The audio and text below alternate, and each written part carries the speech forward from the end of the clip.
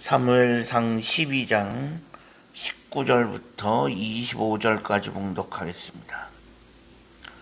모든 백성이 사무엘에게 이르되 당신의 종들을 위하여 당신의 하나님 여호와께 기도하여 우리가 죽지 않게 하소서. 우리가 우리의 모든 죄에 왕을 구하는 악을 더하였나이다. 사무엘이 백성에게 이르되 두려워하지 말라. 너희가 과연 이 모든 악을 행하였으나 여호와를 따르는 데에서 돌아서지 말고 오직 너희 마음을 다하여 여호와를 섬기라. 돌아서서 유익하게도 못하며 구원하지도 못하는 헛된 것을 따르지 말라. 그들은 헛되니라.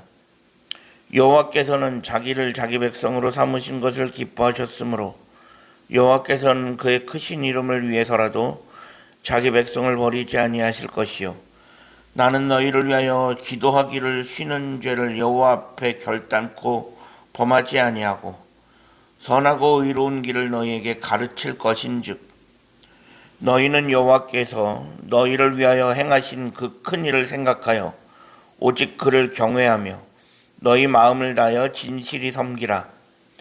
만일 너희가 여전히 악을 행하면 너희와 너희 왕이 다 멸망하리라. 아멘.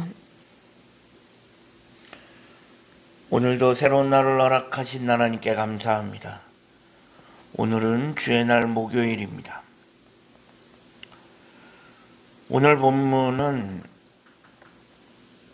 사무엘상 12장에서 시작되어진 사무엘의 고별 설교가 이어지고 있는 부분입니다.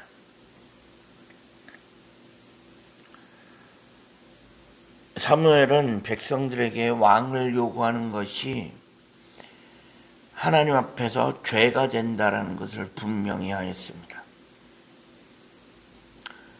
물론 이미 왕은 세워졌습니다. 세워진 왕을 이제와서 다시 돌이킬 수 있는 것은 아닙니다. 하지만 그래도 사무엘은 분명히 짚고 넘어갈 것은 짚어주고 있습니다. 왕을 요구하는 것이 죄다. 그러면 왕을 요구하는 것이 왜 죄가 되느냐? 무슨 죄가 되느냐? 왕을 요구한다는 것이 곧 하나님을 버리는 것이 되기 때문입니다. 즉 하나님만이 왕이신데 지금까지 이스라엘은 하나님의 왕이 되어 다스리는 나라였습니다. 그런데 지금 백성들이 왕을 세워달라, 사람으로서 왕을 세워달라라고 하는 것은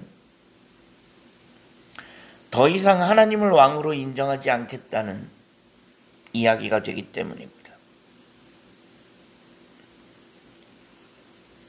그래서 하나님께서는 왕을 세워주시면서도 왕을 요구한 백성들의 의도, 그 백성들의 마음 자체가 얼마나 불순한지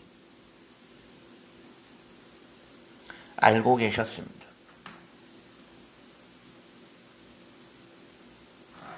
그래서 앞으로 그 백성들이 지금 가지고 있는 그 생각이 앞으로 모든 불신앙의 출발점이 될 것이며 이스라엘의 존재의 목적 자체를 왜곡시키는 출발 지점이 될 것입니다. 즉 이스라엘은 신정국가로 세워진 나라입니다. 신정국가, 하나님이 왕이 돼서 다스리는 나라입니다. 그런데 여기서 이스라엘 백성들이 사람으로서 왕을 세워달라고 하는 것은 이스라엘의 그 출발을 부정하는 것입니다. 더 이상 신정국가 싫다는 것입니다. 이스라엘의 존재 목적을 왜곡시키는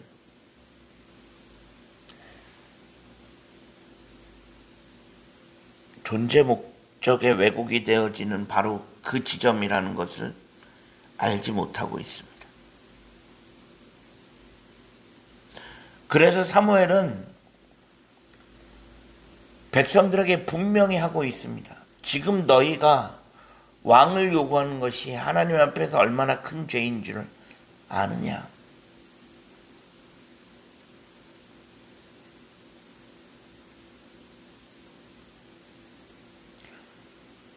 그래서 백성들은 사무엘의 이야기를 듣고 자신들이 얼마나 큰 죄를 범하였는지, 왕을 요구하는 것이 얼마나 큰 죄인지를 깨닫게 됩니다.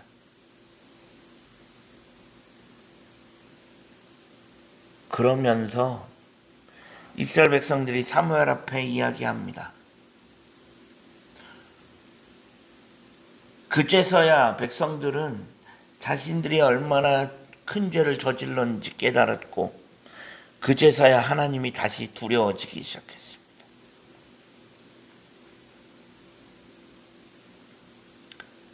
하지만 사무엘은 그때 백성들에게 이야기합니다. 그렇다고 너무 두려워하지는 마라. 비록 너희가 하나님 앞에서 엄청난 죄를 지었지만 그래도 하나님께서는 너희를 버리시지 않는다. 왜? 하나님께서 자기 백성을 버리시지 않는다. 하나님은 그런 하나님이다. 단 너희가 앞으로 왕이 세워졌지만 앞으로 너희가 하나님을 버리고 우상에 빠지지만 않는다면 하나님은 너희를 버리시지 않을 거다. 그리고 나는 너희를 위하여 기도하는 죄를 범하지 않겠다 라고 이야기합니다. 그러면서 사무엘의 고별 설교는 이렇게 마무리되어지고 있습니다.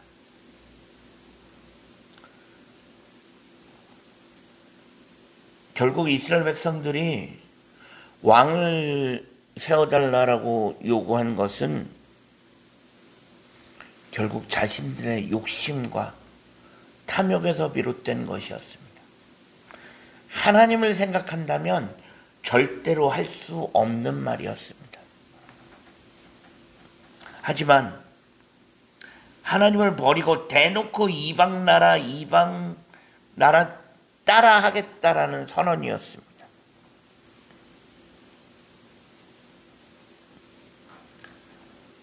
결국 하나님은 그런 백성들의 요구를 들어주십니다.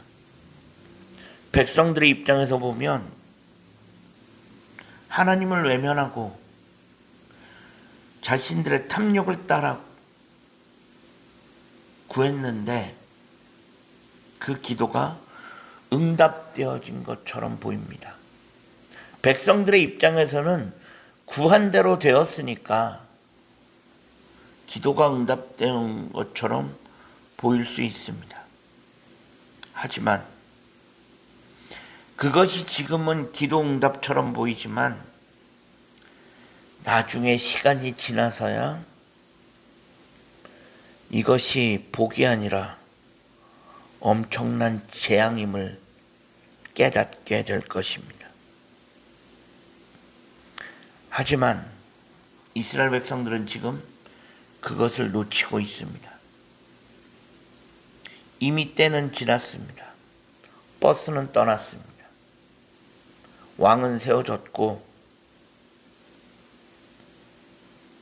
이미 세워진 왕을 다시 돌이킬 수 있는 방법은 없습니다.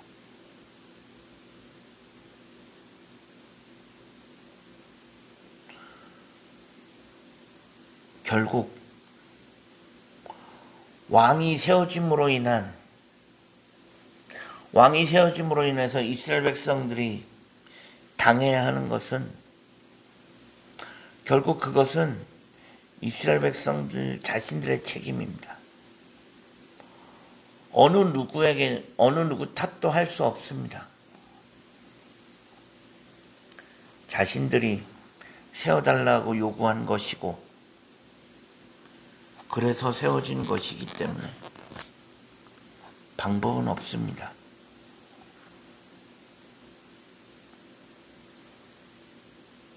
그래서 기도는 자신의 욕심대로 함부로 구해서는 안 되는 것입니다. 혹시나 그 기도가 응답되어지는 것처럼 지금 보일 수 있다 해도 언젠가 그것이 자신에게 어마어마한 재앙으로 돌아올 수도 있다는 것을 기억해야 합니다. 그래서 기도는 내 욕심대로 구하는 것이 아니라 철저하게 하나님의 뜻을 구하는 그런 기도가 되어야 합니다. 우리가 하루하루 살아가면서 내 욕심대로 구하지 아니하고 하나님의 뜻을 구할 수 있는 우리 모두가 되어질 수 있기를 주님의 이름으로 간절히 축원합니다. 기도하겠습니다. 하나님 감사합니다. 지난밤에도 편안한 쉼을 주시고 오늘도 새로운 날을 허락하신 하나님께 감사합니다. 오늘 하루의 삶을 하나님 인도하시고 우리가 내 욕심대로 내 탐욕대로 구하지 않게 하시고 철저하게 하나님의 뜻을 구할 수 있는 우리 모두가 되어질 수 있게 하여 주옵소서. 예수 그리스도의 이름으로 간절히 기도합니다. 아멘.